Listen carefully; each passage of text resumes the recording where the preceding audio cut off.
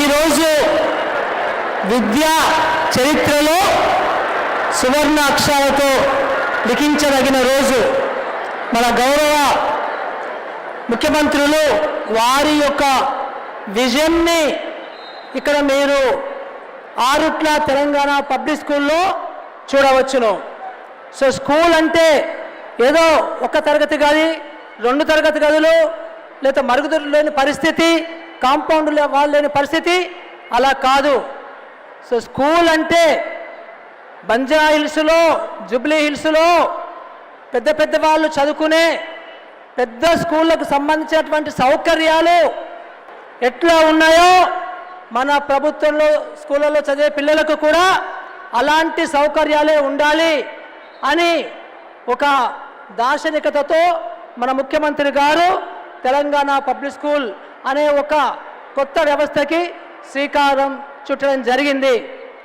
ఇంతకుముందులాగా government school అంటే అట్లా ఉండడానికి లేదు.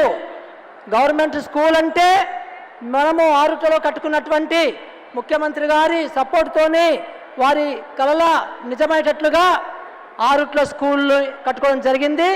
ఈరోజు ఆరుట్ల స్కూల్లో మనకి మీరు ఒక పెద్ద ప్రైవేట్ కార్పొరేట్ స్కూళ్ళు కంపేర్ చేసేట్లయితే అక్కడ ఏమున్నాయో ఇక్కడ అన్నీ ఉన్నాయి, ఒక్క స్విమ్మింగ్ పూల్ తప్ప. సో మరి ఈరోజు ప్రభుత్వ స్కూల్ ఇట్లా ఎందుకు ఉండకూడదు అనే ఒక కొత్త నినాదంతో మన ముఖ్యమంత్రి గారు ప్రతి మండలంలోని కూడా అన్ని స్కూళ్ళు ఇలాంటి సౌకర్యాలతో ఉండాలి అనే ఒక కళతోని ముందు సాగడం జరిగింది.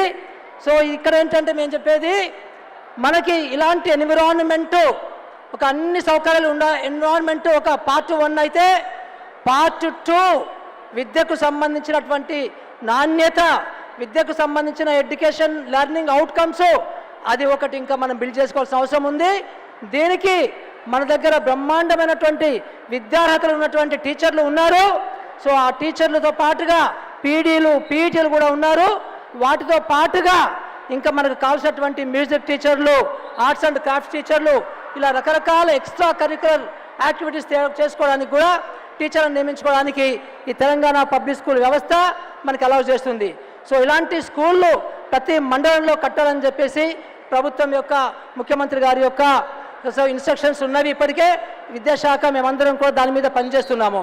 సో ఇలాంటి అవకాశము ఇచ్చినందుకు గౌరవ ముఖ్యమంత్రి గారికి, ప్రభుత్వానికి నా ధన్యవాదాలు.